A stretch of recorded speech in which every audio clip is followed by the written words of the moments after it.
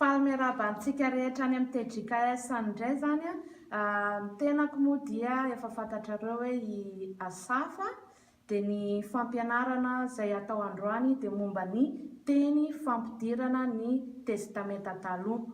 Dia ny mpampianatra moa zany dia Profesora Travis Rogers izay hitantsika eto. Izy zany dia sady pastora ihany koa no mpampianatra fa ny trakefany sy tena manavana anazy zany dia ny mampianatra ka ngamba tonga dia omeko anazy ny fitenenana dia mirositsika amin'ny teny fampidirana ny testamenta taloha. Zay zany ilay fianarana atao androany. I'm Travis. I'll be teaching the class on Old Testament. We'll be doing other classes later on as well. Izy no Travis dia ampianatra ny teny fampidirana ny testamenta taloha ary misy koa ny fampianarana hafa izay mbola ho ataony anoerinany fa ny androany zay aloha dia ny momba ny teny testamenta taloha. I studied Old Testament in church history and theology, New Testament, and world religions. Ny zavatra nianarany zany dia ny testamenta taloha, ny tantaran'ny fiangonana, dia ny religion manerana an'izao tontolo izao ihany koa. I've been teaching for about 35 years. Eo amin'ny 5-30 taona zao no efa nampianarana. I also served as a pastor for 22 years. 20 taona no napastora azy ny tantana fiangonana. But I'm very excited to be teaching you now. Fa tena faly dia faly izy ampianatra antsika androany. This class we're going to study the history of the Old Testament. Ity fampianarana ity dia momba ny testamenta taloha. What was happening in the world of Israel at the time. Ny zavatra nitranga teo amin'ny tontolon'ny Israely nandritra izay taona izay. Who wrote the books of the Old Testament. Iza no nanoratra ny testamenta taloha. And the stories and theology inside the books of the Old Testament. Ny tantara sy ny teolojia ao anatiny testamenta taloha. We'll also be referring to the Old Testament as the Hebrew Scripture. Rehefa mijery ny testamenta taloha tsika zany dia ataontsika hoe ny Baiboly amin'ny teny Hebreo. Because when the Jews decided to make it a complete book, they took it for themselves. It became their scriptures. Satria ny Jiosy zany rehefa nandray ny Baiboly dia tena nataony hoe ho anazy ilay izy, ho anazy ho an'zareo Jiosy zany ny tenin'ny Baiboly. And as Christians, we began taking those scriptures to use for ourselves in the first century. Ary taty amin'ny century voalohany isika kristianina no nandray an'ny Baiboly Hebreo ho antsika. So, in this course, we're going to start by talking about the language of the Bible. Ato amin'ity fampianarana ity zany tsika dia hianatra ny fiteny na tenin'ny Baiboly. We'll talk about the history of the ancient world. Ny tantaran'ny Israel fahiny na Israel tranainy. We'll also talk about the text itself of the Hebrew Scriptures. Eo ihany koa hijeritsika ny haisoratra na ny hoe texta ao amin'izany haisoratra Hebreo zany. And we'll also talk about how the Hebrew Scriptures came to be collected into one book. Dia hijery ihany koa zany tsika hoe ahoana no nangalana an'ireo boky rehetra ireo ho boky iray. The interesting thing about how those scriptures came to be collected Ny zavatra mahagaga ny amin'ireo teny rehetra, ireo boky rehetra ireo nalaina hitambatra ireo zany is that it took place in a council in the year 90 AD. Dia le izy izay nitranga tamin'ny taona 70 AD. It was only because the Christians had started using some of those texts that the Jews decided they should decide what would be the official books of their scriptures. Satria zany kristianina taty aoriana nandray ny soratra masina ireo ho an zareo, dia ny jiosy zany tena hoe nandray fanapa-kevitra hoe iza no tokony hiditra ao amin'ny teny soratra masiny zareo ao anatin'io collection io zany. In other words, they didn't put their scriptures together until 60 years or so after Christ was gone. Zany hoe zareo zany tsy nanambatra an'ireo boky ireo raha tsy efa 60 ans après na 90 taona taty aoriana nahalasany Jesosy Kristy. So they used many books that were not included in what we call the Old Testament. Ka nampiasa ny boky hafa zany zareo izay tsy ao anatin'ny testamenta taloha. We won't talk about those books. We will only talk about those that we call the Old Testament. Tsy resaka an'ireo boky hafa isika fa hifantoka amin'ireo boky izay ataontsika hoe testamenta taloha. So the first thing we need to talk about in regarding the Hebrew scriptures is what language was it written in? Ny zavatra ho resahantsika voalohany zany dia hoe inona ny fiteny nampiasainy no amin'ny Baiboly Hebreo. In the United States, my grandmother, for example, thought that the Bible was written in English. Eto Amerika zany ny renibeny dia mieritreritra sy mihevitra fa ny Baiboly dia voasoratra amin'ny teny Anglisy. But it's something remarkable and something very important to realize what was the language that they wrote in. Fa ny zavatra tena ilaina marina sy zava-dehibe dia ny ahafantarana hoe inona no fiteny izay nampiasaina sy nanoratana ny Baiboly. The language is very colorful, and the writers of the Hebrew scriptures made use of the sounds as well as the meanings of the words. Ny fampiasa ny fitenin'ny Hebreo zany tena feno loko miravaka loko betsaka no tsy hoe littéralement moa zany fa poetika zany le izy, ohatrany hoe poetika le izy. It's also interesting to know that the original Hebrew doesn't look like the Hebrew that is used today. Ny Hebreo ny original zany dia tsy mitovy amin'ny Hebreo izay ianarantsika amin'izao fotoana. The alphabet that they use today is actually the Aramaic alphabet. Ny alfabeta izay nampiasain'zareo dia ny hoe Aramaika alphabet. The ancient Hebrew language was actually pictographs. Ny Hebreo taloha zany na tranainy dia antsoina hoe pictographe na koa teny amin'ny alalan'ny sary. And sometimes the pictograph could tell you what the letter or the word meant. Ary indraindray le pictographe na teny amin'ny alalan'ny sary dia mifandraika amin'ny alphabet na teny iray.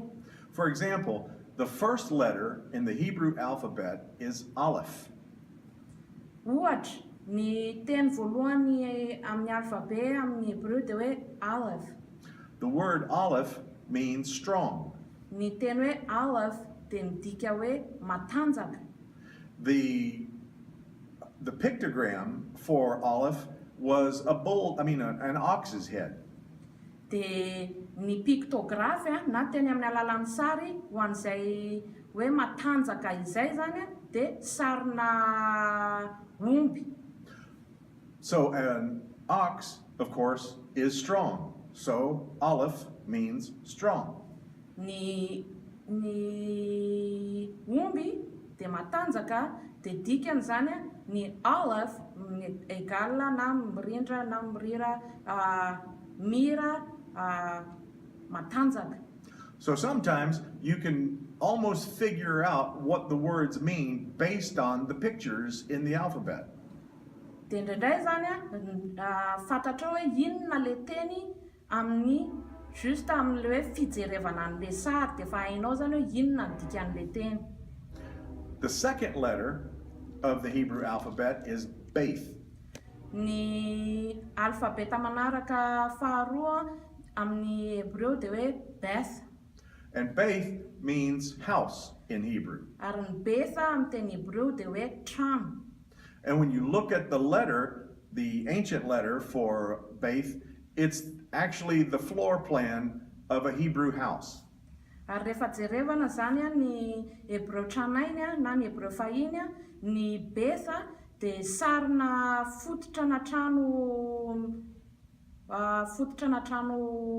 mirira ohatr'izao carré zany.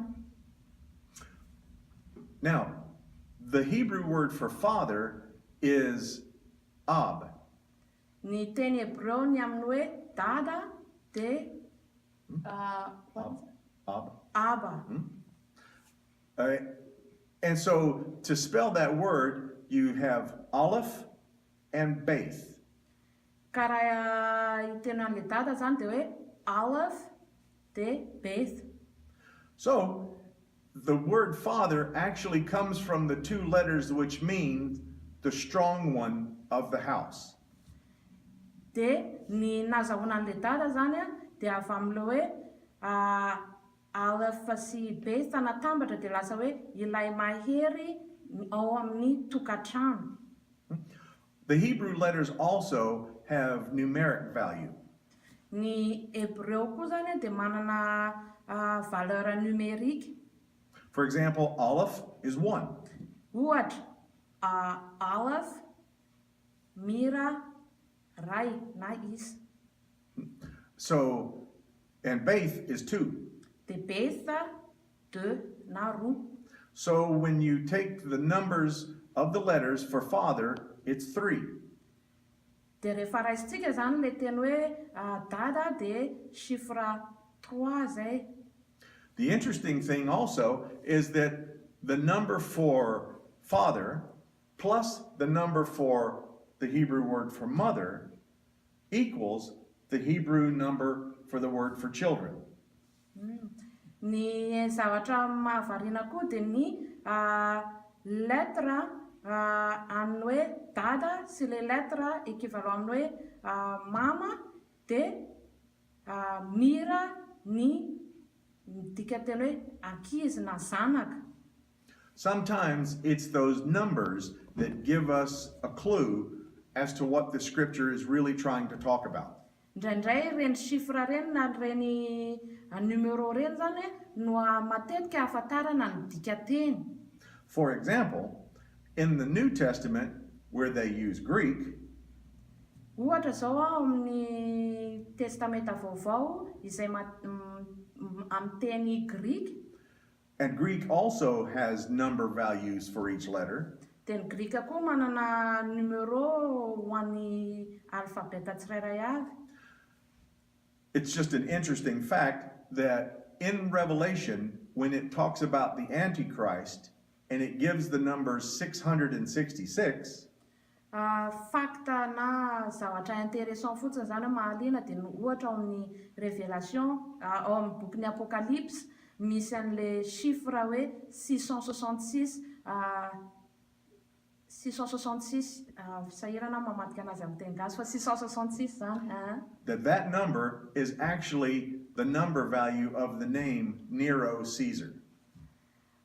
Io chiffre io zany dia équivalent amin'le hoe le anarany Nero César. And Nero Caesar definitely acted like an Antichrist. Ary Nero César tena réagira na nanao fihetsika tena ohatran'ny Nero César zany nanao fihetsika. Can you repeat that again? that I said, and Nero Caesar Antichrist. definitely acted like an Antichrist. Dia Nero César, le chiffre 666 zany dia mifandraika rehefa jerena dia mifandraika amin'ny hoe Nero César ary Nero César dia tena nireagira ohatran'ny Antichrist. And in Revelation, it talks about the 144,000. Dia amin'ny Apocalypse koa miresaka momba an'le hoe 144 000, chiffre 144 000. And that is actually the number for the Garden of Eden. Ary zay chiffre 144 000 zay dia teny ho an'ny Jardin d'Eden, Sa Eden. I say all that to show that to understand the New Testament, we really do have to understand the Old Testament. Ny antony ilazana antsika amin'izany dia mba ahafantarantsika fa raha tena te hahalala sy ahafantatra ny dikan'ny testamenta vaovao isika, ilaina no mahafantatra ny testamenta taloha. Even with the language and the numbers of the language, it's important.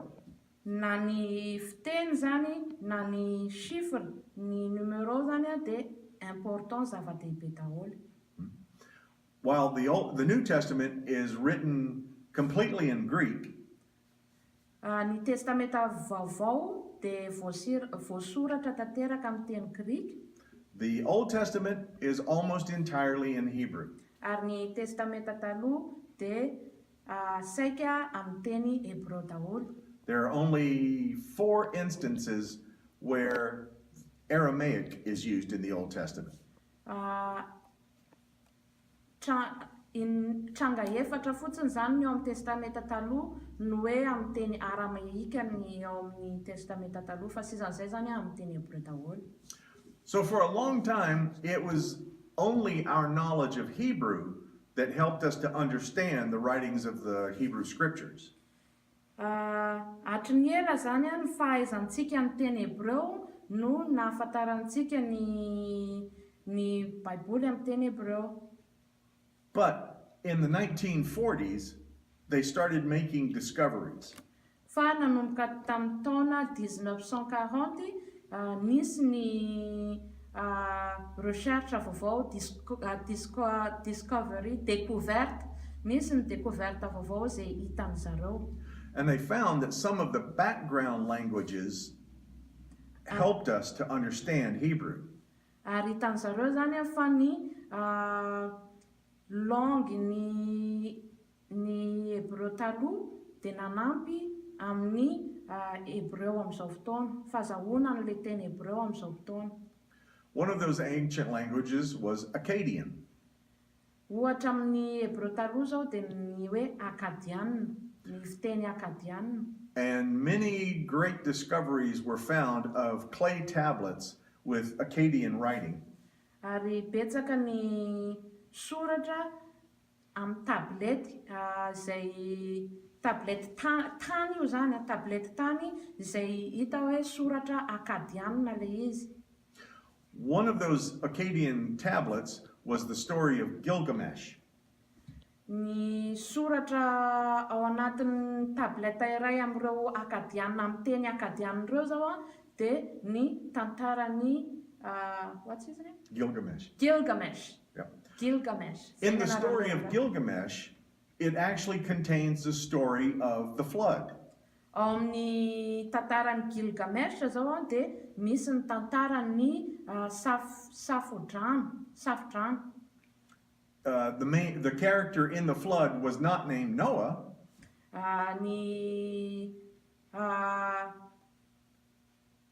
The main character. Yeah. Main character. Ny olona fototra na ny rôle fitentsika azy raha film, ny olona fototra na rôle am'le tantaran'ny Gilgamesh zany Gilgamesh.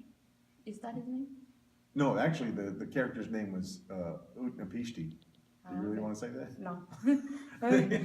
Tsisy any hoe Noah, tsisy any Noah zany tao amin'ny tantaran'io Akkadiana, amin'le tabletin'ny Akkadiana io tsisy tantarany hoe Noah, fa le olona fototra zany tsy Noah akory amin'le tantaran'le safodrano iny. He was called something else. fa anarana hafa compliqué be le anarana ka tsy ho teneniko. But the story of the flood and the events of the flood are the very same as in the Genesis story. Fa ny tantara ny momba n'le safodrano zany a sy ny tantara momba ny Noa sy ny sisa zany a tena mitovy amin'ny sahala amin'ny tantara ananantsika momba ny Noa sy ny safodrano ao amin'ny Genesis. Do we think that Genesis copied Gilgamesh? No. Ka mieritreritra ve tsika fa ny Genesis dia nangala tahaka ny tantara nataon'ny Gilgamesh? Tsia. Simply, both Genesis and Gilgamesh were telling the story of the same thing. Telling the same story. Satria ireo roa ireo zany dia manambara ny tantara mitovy ihany. Another language that was so important came from Babylon, and it was the language of Chaldee. Misy fiteny hafa ihany koa zany izay fiteny avy any amin'ny Babilôna dia antsoina hoe fiteny Chaldee. From these languages, we also get another work called the Enuma Elish. Avy amin'io Chaldee io zany azahoana nanatsoahana indray ilay asan'ny Enuma Elish. Enuma Elish. It's their creation story. Tantaran'ny famoronana ilay izy. Getting thirsty. It's that their creation story is nothing like the Genesis creation story. Ny tantaran'zareo tantara famoronan'ny zareo zany tsisy itovizana amin'ny tantarany amin'ny hitantsika amin'ny Genesis. But it does tell us that all of these ancient writings are trying to tell the story. All of these ancient writings are trying to tell the story of how we got here. Fa reny tantara tranainy taloha rehetra reny zany dia milaza amintsika ny tantarany hoe ahoana nahatongavantsika amin'izao fotoana izao. And that's what the Hebrew scriptures are trying to do in so many places, is tell their children, tell their nation, how did we get here? Ary izay ny amin'ny tantarany Hebreo zany miteny sy tantaraina amin'ny taranaka mandimby hatrany zany ahoana nahatongavantsika amin'izao toerana izao. So we can look at the scriptures, and modern day people look at the scriptures and say that it's not very scientific. Tsika izay moderna zany mijery ny soratra masina zany dia mijery hoe ary tena tsy scientifika izy zany. But it was never trying to be scientific. Ka zareo koa kanefa tsy izay le tanjona hoe ho scientifika, tsy nanana an'izay tanjona izay zareo. It is simply them telling, this is our story. Fa justa zany miteny amintsika fotsiny izy hoe ito ny tantaranay, izao ny tantaranay. They didn't have scientific equipment like we do now. Tsy manana fitaovana scientifique zareo tahaka ny ananantsika amin'izao fotoana. They weren't able to see as far as we can see now. Tsy afaka mahita ny zavatra hitantsika zareo tsy afaka nahita ny zavatra izay hitantsika amin'izao zany zareo. In fact, they thought that the earth was just a flat table. Zareo ara nieritreritra fa izao tontolo izao dia fisaka ohatran'ity latabatra ity. And underneath the table, it was water. It floated on water. Dia ao ambanin'ity latabatra ity zany, ao ambanin'ny tany no misy ny rano. And at the four corners of the table were mountains. Dia amin'ny coin amin'le latabatra no misy ny tendrombohitra. And resting on those four corners was a hard dome. Ary mipetraka mitoetra amin'ireo coin efatra ireo misy an'le dôme na inona moa zany ny dôme tsy haiko fa le ohatran'ny boribory be manao ohatr'izao ireny. So they thought that God lived over on top of this dome. Dia nieritreritra zany zareo fa Andriamanitra dia nipetraka teo ambonin'ity dôme ity. And that's why they thought in the book of Genesis, when they built the Tower of Babel, Ary izay no nampatonga zareo nieritreritra tamin'ny nanangana ny Babel, Tour de Babel. They thought they could climb up high enough and knock on the dome and see God. Nieritreritra zareo hoe afaka mianika sy miakatra amin'iny Tour de Babel iny dia afaka mandondona ao ambony lanitra ao hoe ao misy an'Andriamanitra. The stars in the night sky, they thought, were just lamps hanging from that dome. Ary zareo nieritreritra fa ny étoile, kintana sy ny volana dia zavatra miantona ohatran'ny jiro eny ambony eny fotsiny. And they thought that rain was actually leaking through that dome. Ary nieritreritra zareo fa ny orana dia orana mitete avy amin'io dôme io. And that's why when they are talking about the waters of the earth, they talk about the waters that are below the earth, on the earth, and above the earth. Ary izay no mahatonga zareo miresaka momba n'ilay hoe ny rano eo ambonin'ny tany, ao ambanin'ny tany, ary ambonin'ny tany. So it wasn't very scientific, Ka tsy tena arak'izay hitantsika izany, tsy tena siantifika izay zavatra izay. but it was very poetic. Fa kosa poetika be. So they believed that the world was very short, very close by them, and did not stretch for a long, long way. Zareo koa zany nino fa noho izay zany dia zareo nino fa ny tany zao tontolo zao dia fohy, limité zany hoe fohy fa tsy midadasika. So, in the ancient writings of Gilgamesh and the Enuma Elish, it also shares the same kind of feeling about the world.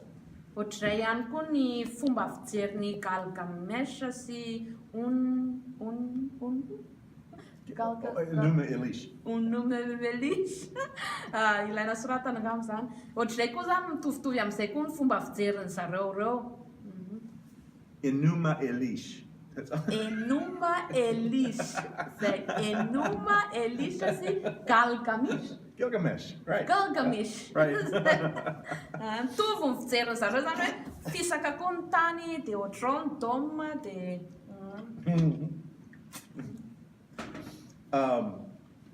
Also, even Egyptian was important to the development of Hebrew. Ny Egyptiana koa dia zava-dehibe tamin'ny développement ny Hébreu. Because the Egyptians used hieroglyphics. Satria ny Egyptiana dia nampiafa ny atao hoe hiéroglyphe na koa soratry Egyptiana io zany soratry ny Egyptiana ny hiéroglyphe. And hieroglyphics is like pictures also. Ary ny hiéroglyphe dia ohatran'ny sary ihany koa. So it could be that the ancient Hebrews got their idea of picture writing from being in Egypt. Ka possible zany ny hoe ny Hébreu tranainy dia naka ny Hébreu an'zareo amin'ny alalan'ny hiéroglyphe io avy amin'ny Egyptiana. In the 1950s, they discovered a mound at Rashamra, which was in Egypt controlled it at that time. Rashamra. Tamin'ny 1950 zany zareo nahita découverte ny nahita ny Rashamra. They also discovered a mound at Tel El Amarna. Dia nahita tendrombohitra, Rashamra tendrombohitra, dia le Telmond teneny koa tendrombohitra nahita ny découverte koa zareo. And in these mounds, they found thousands and thousands of clay tablets. Ary amin'ireo tendrombohitra roa reo nahitany zareo antapitrisany tabletta maro, tsy tabletta akory fa le tabletta tany maromaro isan-karazany mihitsy.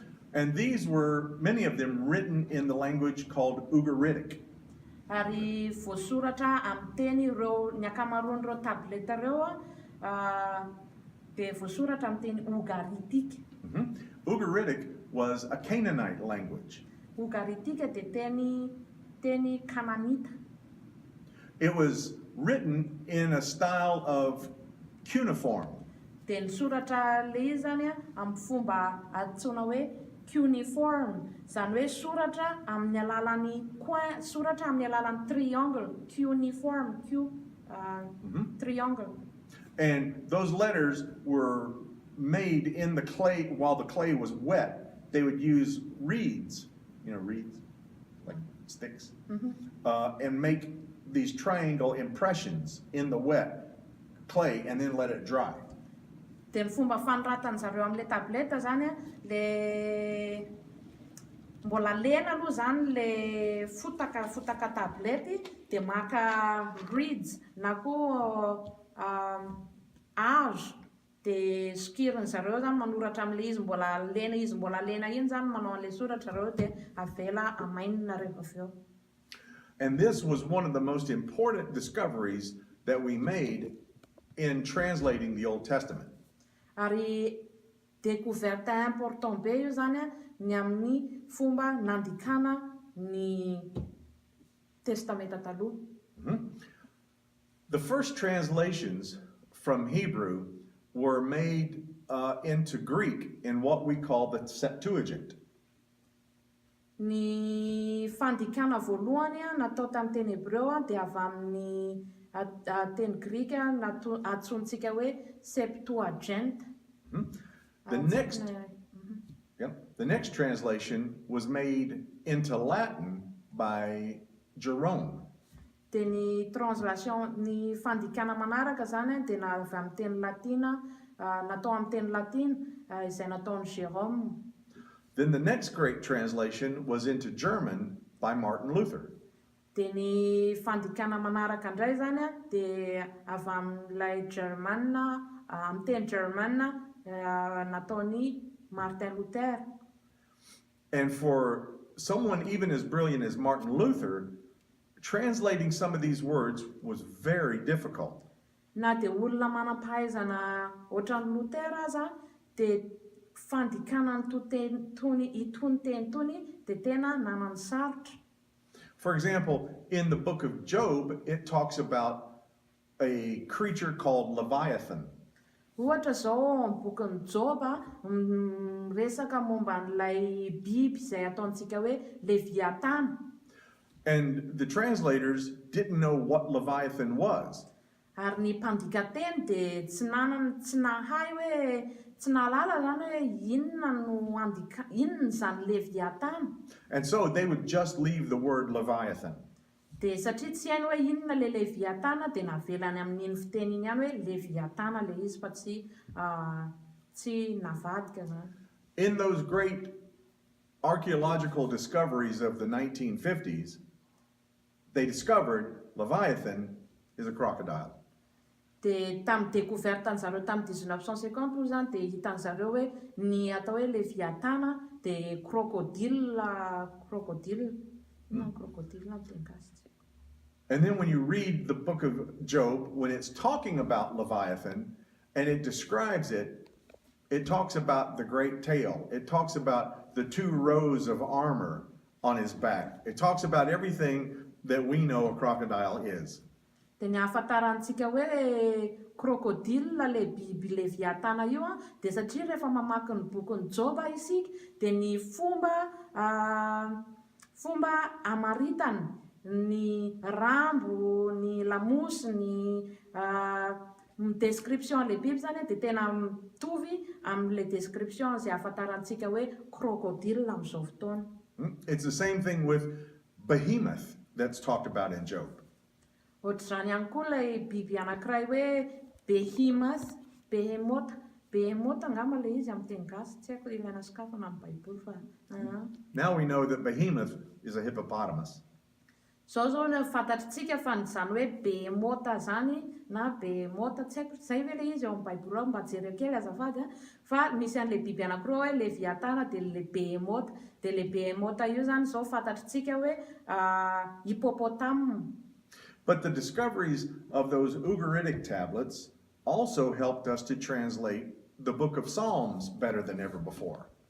Ny fahitana ilay tablety amin'ny teny Ugaritic dia tena ny découverte an'le tableta ogaritika zany dia tena manampy be antsika tamin'ny nanaovana ny dikateny ny bokyny salamo.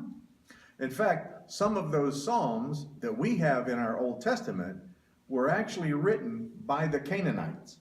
Ary ny akamaroan'ireo boky ao amin'ny salamo ireo dia avy amin'ny fitenin'ny zareo kananita. But this is something very important to remember when we're studying the Old Testament. Zava-dehibe amin'ny rehefa mietudiena mianatra ny testamenta taloha zany. And that is that many of the writings were taken or borrowed or copied from other languages. Dia ny akabeazany ireo teny ireo dia teny nindramina na nalaina avy amin'ny teny hafa. In fact, a section of the book of Proverbs is a book of wisdom from Egypt. Ohatra zao ny ampany ao amin'ny proverbe dia teny nalaina avy amin'ny where was it again? From Egypt. Avy amin'ny teny Egypt. Because for the Hebrews, they thought wisdom is wisdom, it doesn't matter where it comes from. Satria ny fahendrena na avaiza dia teny fahendrena zay. So it was okay to take Egyptian wisdom. Tsy maninona ny maka dia noho izany zany tsy maninona na maka ny teny fahendrena avy amin'ny Egyptianina ary. It's okay to take a hymn from the Canaanites. Tsy maninona koa na maka hira avy amin'ny teny kananita. Because for the Hebrews, if it's good, it comes from God. Satria ho an'zareo Hebreo rehefa zavatra tsara dia avy amin'Andriamanitra izay. It doesn't always have to come from us. Tsy voatery hoe avy amintsika le izy. The Ugaritic Psalms that we found were very, very important to helping us to understand the poetry of the book of Psalms. The Ugaritic Psalms were important. Ny salamo ugaritika zany izay dia zava-dehibe amin'ny fahazahoana ny boky ny salamo. So, when I was a student, my professor told me that the first job in understanding the Bible is understanding languages. Tamin'izy mpianatra tany amin'ny seminaire zany dia ny professeur ny teny anazy hoe ny zava-dehibe amin'ny fianarana ny soratra masina dia ny fahaizana ny fiteny zany ny fiteny Hebreo sy ny teny Grika. We're not going to ask you to learn Ugaritic and Akkadian. Izy akory tsy anontany antsika hianatra ny langue ugaritika sy akadiana. Except I'm going to try to get her to learn it. Satria tiany ho zany mianatra an'le izy. But we do need to understand how they influenced us. Fa ilaintsika ahy zany hoe ahoana ny fomba ny fetraikan'le izy amintsika zany.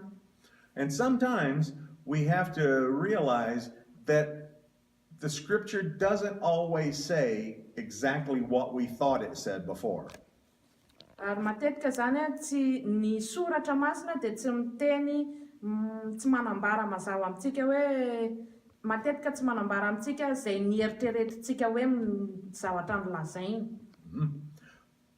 So my promise to you is I will never tell you something that the Bible does not say.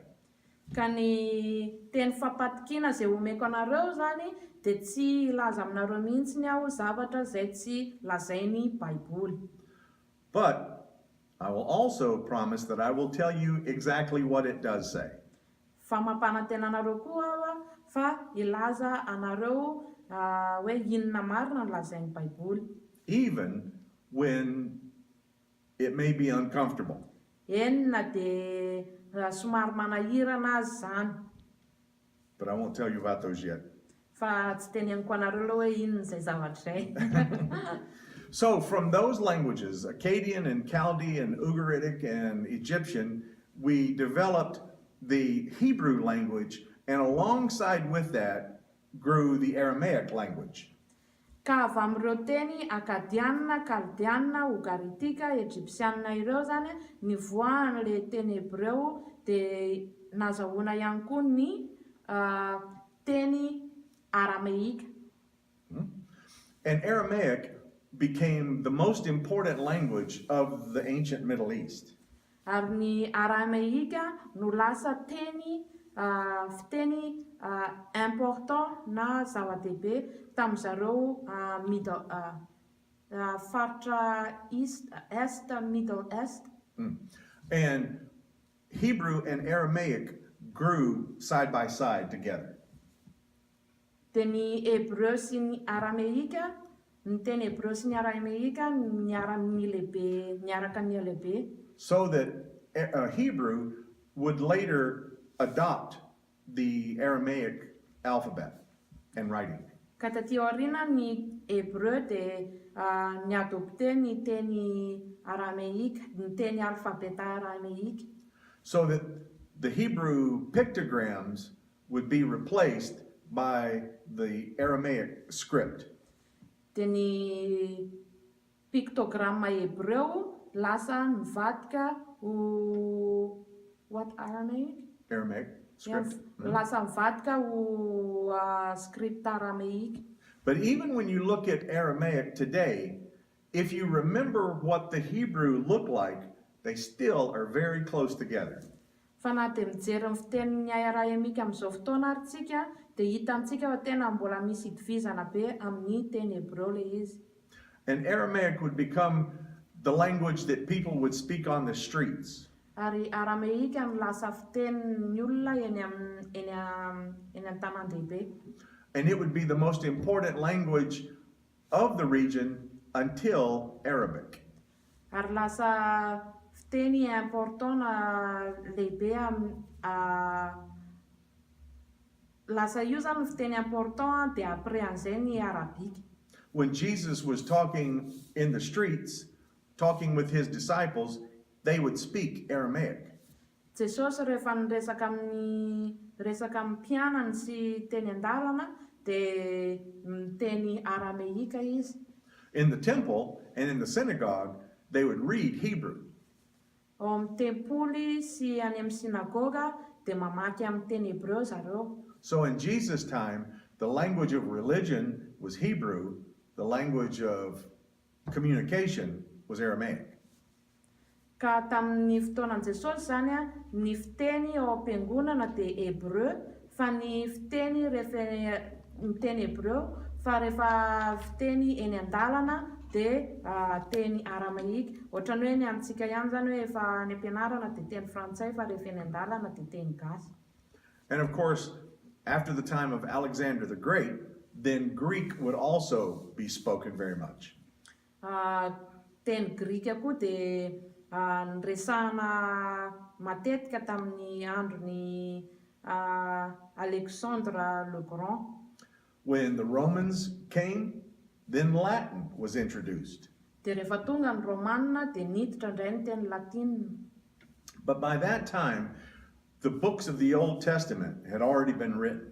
Ary parapatonga izay fotoana izay moa efa voasoratra ny Testament, the Old Testament was already Old Testament was already and efa voasoratra ny testamenta taloha. Yeah. So Latin and Greek did not have much influence on the Old Testament. Ka ny teny latina sy ny teny grika tsy nanana influence betsaka tamin'ny Old Testament, amin'ny testamenta taloha. And that's a big difference between the Old Testament and New Testament. Ary izay ny différence lehibe indrindra eo entre ny testamenta taloha sy ny testamenta vaovao. Especially because the Old Testament Hebrew has two tenses. You know tenses? Past tense, future tense? Yeah, okay. Ny Old Testament Hebrew has two tenses. ny testamenta taloha zany a manana conjugaison anankiroa fotsiny. There's they call it the imperfect tense, which means the thing hasn't been finished yet. Temps imparfait, tsy haiko manao zany amin'ny teny gasy. Temps imparfait mbola tsy vita le tranga. And then there's the perfect tense, which means that the action has been finished. De temps parfait, hoe lefa tanteraka le tranga. That's all. Just those two. Zay fotsiny reo roa reo. Temps parfait sy temps imparfait. But in Greek, there are 16 different tenses. Fa amin'ny teny grika misy temps de verbe anaki enina amby folo. Which is why translating the New Testament is actually much easier than translating the Old Testament. Ary zay mahatonga ny hoe moramora kokoa no traduire ny teny grika no ny teny grika ao amin'ny testamenta vaovao no ny teny hébreu any amin'ny testamenta taloha. Another problem in Hebrew is that they have no vowels. Ohatrany ihany koa ny problème anankiray hafa koa zany amin'ny testamenta taloha dia ny testamenta taloha amin'ny teny hébreu tsy misy voyelle. So there is one word, and it depends on how you say it. Malek is the Hebrew word. Dépendre am'le ilazana azy zany ohatra zao hoe Malek zay teny hébreu. If you say Malek, then it is king, the king. Rehefa miteny zany ianao ohatra hoe Malek de zay ny dika hoe mpanjaka. If you say Melek, which is the same three consonants, Rehefa miteny Melek andray ianao zany kanefany then it means angel or messenger. de midika andray zay hoe anjely na iraka. So when you're reading Hebrew and you see those three letters, you have to think, is this the king? Is this an angel? Or is this a messenger? Ka rehefa mamaky ny teny hébreu zany tsika de satria noho ny zareo le tsy manana voyelle de rehefa mamaky an'le hoe Melek tsika de move zany io Melek io move io midika hoe mpanjaka sa midika hoe anjely sa midika hoe iraka satria tsisy voyelle le izy tsy. So Hebrew can be a challenge Ka hitantsika amin'izany fa sarotsarotra le teny hébreu. because you have to always keep in mind the context. Satria ilaina atao an-tsaina foana zany hoe inona ny context an'ity tantara ity. And that may be the most important word in translating the scriptures, context. Ary zay ny tena zava-dehibe rehefa manao traduction na midika teny ny baiboly zany de ny contexte zay ny tena zava-dehibe. For example, in Ezekiel, there is a passage that talks about the morning star. Ohatra zao amin'ny bokin'ny Ezekiel amin'ny teny momba ny hoe morning star. What's a morning star in Malagasy? How about Venus? Venus ohatra. Morning star na étoile kitana maraina, kitana vao maraina. And so many people read that and they think that Ezekiel is talking about Satan. De ny Yeah. akamaroan'olona zao rehefa mamaky an'iny teny iny eo amin'ny Ezekiel, ilaina jerena koa zany le eo amin'ny Ezekiel, tsy haiko le étoile noteneniny teo hoe amin'ny teny gasy eo amin'ny Ezekiel ao. Fa ny mpamaky anazy zany rehefa mamaky an'iny kintana momba an'iny kintana iny de mihevitra reo fa Lucifer iny. Actually, Ezekiel is talking about the Babylonian king Nebuchadnezzar. Kanefa ny Ezekiel kanefa ny de tsy Lucifer mihitsy ny tiany resahana amin'ny kintana iny fa le mpanjaka ny Babiloniana. Nebuchadnezzar. Nebukadnezar, mpanjaka Nebukadnezar. So context is the most important thing. Ka ny zava-dehibe zany dia ny context. Sorry, I was just looking at the clock over there and I was thinking, is that clock correct over there? 10 more minutes. Mijery ora izy io hoe amin'ny 5 zao. 10 more minutes? I'll tell you what.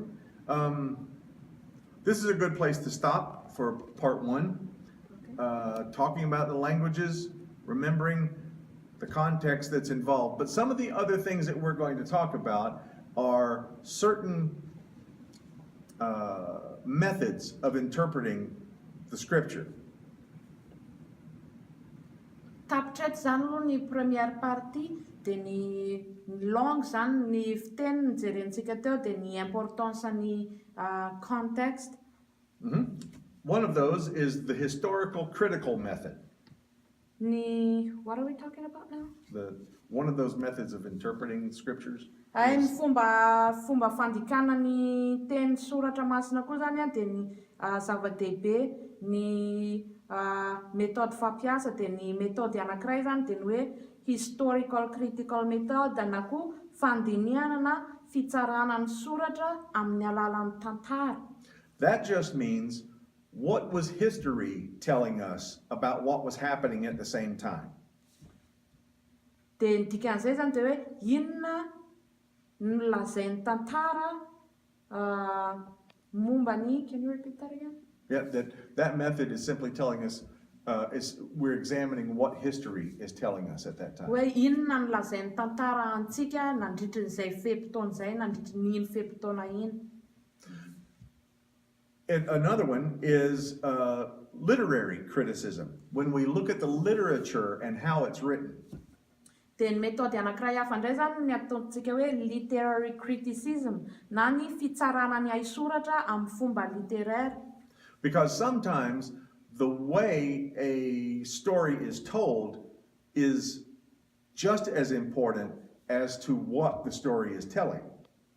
Got it? The way the story is told is important. Is just as important as what the story is. Ny fomba filaza ny tantara zany a dia zava-dehibe koa tahaka ny hoe ahoana ny fomba nilazana an'ilay izy. There are certain structures of stories that have great meaning. Misy ny fomba fambaran'ilay tantara izay tena manana hevitra lehibe ao anatiny. Especially in the book of Genesis, we look at certain stories and ask, why was it told this way? Ohatra zao amin'ny tantara famoronana ao amin'ny Genesis dia hoe fa maninona ilay izy nitantarana amin'ny fomba ohatr'izao.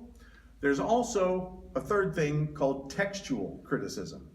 Eo ihany koa misy méthode anankiray hafa koa ataontsika hoe textual criticism na fitsarana ny soratra amin'ny alalan'ny fandinihana ny text.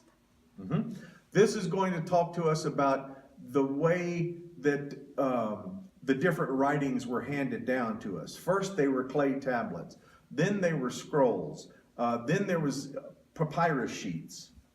Dia zany moa zany le textual criticism io na fitsarana ny soratra amin'ny alalan'ny fandinihana ny texte dia juste aloha hoe miainga avy amin'ny tablette, tany tablette ilay izy dia avy eo lasa nivadika ho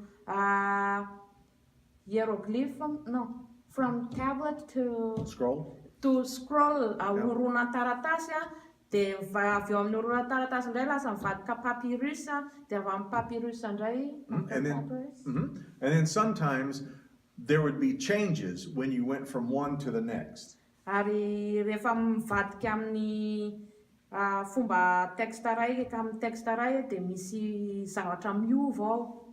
And sometimes in those old tablets, they would be broken on the edges and you couldn't read everything that was there. Indraindray koa rehefa reny tablette reny indraindray efa vaky ilay izy na tresaka dia tsy hita ilay soratra ambony amin'ilay izy. And so we would then look at the scrolls.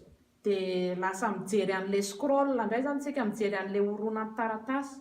But if the scrolls were kept dry and rolled up, then it would be hard to roll them out without breaking them.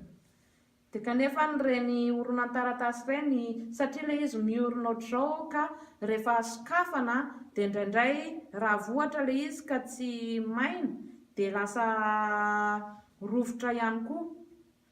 But now we have such good imaging technology, picture taking technology, that we don't even have to roll the scroll out. We can read it like with X-ray. Fa zao zany tsika noho ny fandrosoan'ny teknôlôjia, tsy mila akory tsika zany mandrirotra an'ilay oronan-taratasy dia amin'izay rovotra ilay izy na ohatr'izany, fa efa manana teknôlôjia X-ray afaka mamaky an'ilay izy dia tsy mila roitina ilay taratasy zany fa ny X-ray fotsiny dia efa mahavaky an'ilay zavatra ao anatin'ilay soratra ao amin'iny oronan-taratasy iny. So we shouldn't be afraid of the changes that we see. Ka tsy tokony hampatahotra antsika zany tsy tokony hisy atahorana zany ny amin'ny changement na fiovanjavatra izay hitantsika. Because even by using modern scientific methods, we can come to find out what the oldest scriptures really did mean. Dia satria zany amin'izao moderna, scientifique moderna amin'izao fotoana zany dia efa afaka hitantsika hoe inona ny tian'ilay texte taloha na ny soratra taloha ho lazaina. And that should make us happy. Ary zany tokony hampafaly antsika. I'm happy. Faly izy, faly aho. Okay, we'll see you for part 2. Rehefa avy eo zany tsika mijery an'izay deuxième partie zay. How do you say bye-bye? Bye bye. Bye-bye.